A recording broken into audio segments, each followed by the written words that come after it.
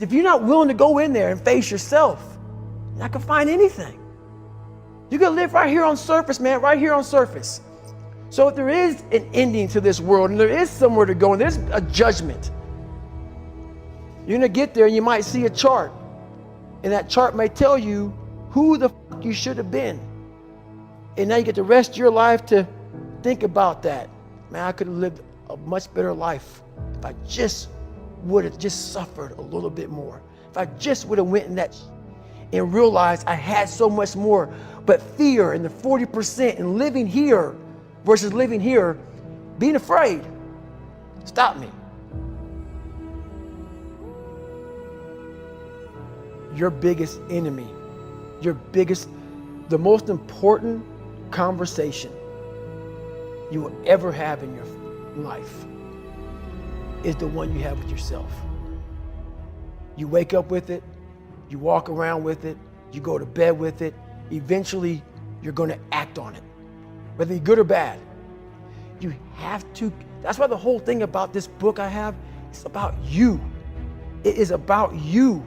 It's strictly about you finding who you are. So many people die, live 100 years, never fucking know who they are. Never know who they are. You have to look in that mirror and know there's so much more in here, man. Because I can literally right now be a 300-pound guy spraying for cockroaches still to this day. If I did not look in that mirror and say, there has to be more to this. This can't be it. And then willing to go into it, dive deep into it, and give all I have to find it. So that's what all that's about.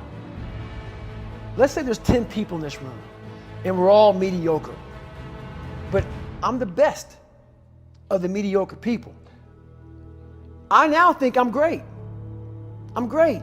We surround ourselves around people that make us feel great. They tell us what we want to hear.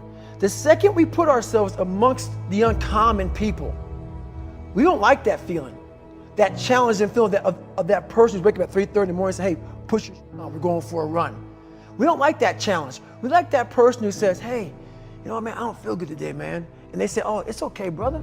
We'll take a day off, man. We'll get a pizza and watch the game. We like that. We love that feeling. Why? Because you understand, man, we're good, bro. We don't want that motherfuckers like this. Hey, man, no, bro. Get your fucking shit on, man. Stop being a punk. We don't want that in our lives. We don't want that person who's constantly challenging our weaknesses. We want that person who's constantly, making us feel nice and good and secure in ours. That's the mediocrity of life. We want to be the best amongst the average people. People wonder, how do you stay hungry all the time? Because after I accomplish something, I don't sit back like a lot of guys who graduate buds, graduate this, graduate that. They get comfortable. They wonder why I'm getting weak, man. I don't know, I lost my edge. What's going on? Because once you hit the top of the fucking mountain, guess what happened? I'm good.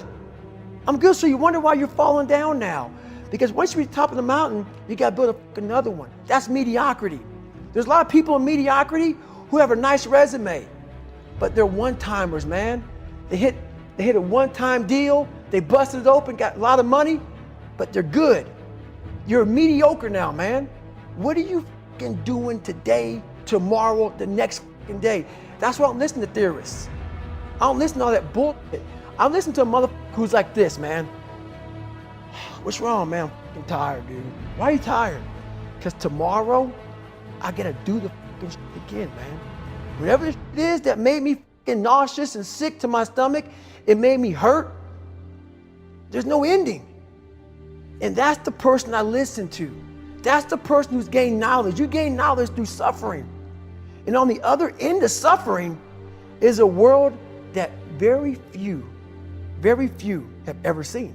It's a beautiful world because that's where you find yourself. You don't find yourself in over here. You find yourself on the other end. Like the 100-mile race I was on, I ran it for 24 hours. I found myself on the other end of that race.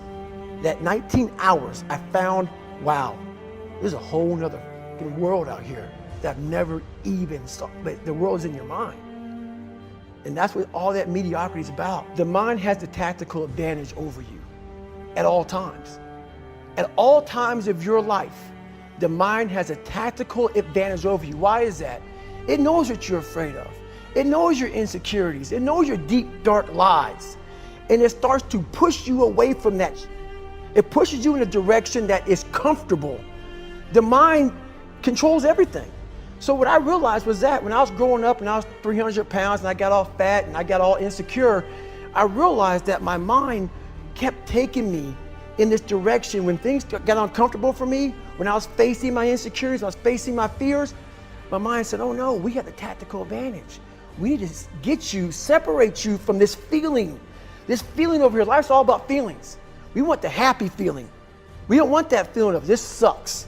If in that moment, you can answer those up questions and you are now in charge of your brain versus your brain ruling you, that's where all that stuff comes from. So the 40% rule is all of that. You get to 40%, your brain says, we're done. Let's roll, man. This is starting to get painful. This is uncomfortable. So you sit down. You have to figure out ways, and everybody's different. That's how the book kind of talks about, like we all have these things about, 5 steps to this and 4 steps to this. It's a lot more than that. That's all bullshit. It's a practice that you have to, it's a habit. So if you know that at 40%, I'm feeling pain. At 40%, I'm feeling pain. That's where the 40% rule kicks in. Now it starts. Okay, I'm feeling pain.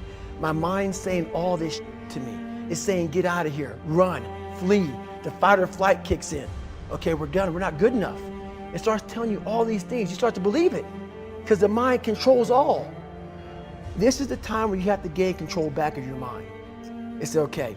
Let me see if I can go 45%. And once you start giving yourself more and more hope and start realizing, okay, the mind starts to be, okay, what are you doing? We're supposed to be going right and you're going left.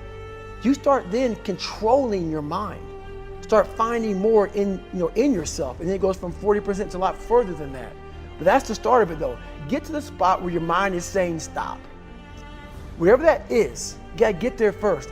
And then that's when that starts to work for you. You gotta control yourself in that moment.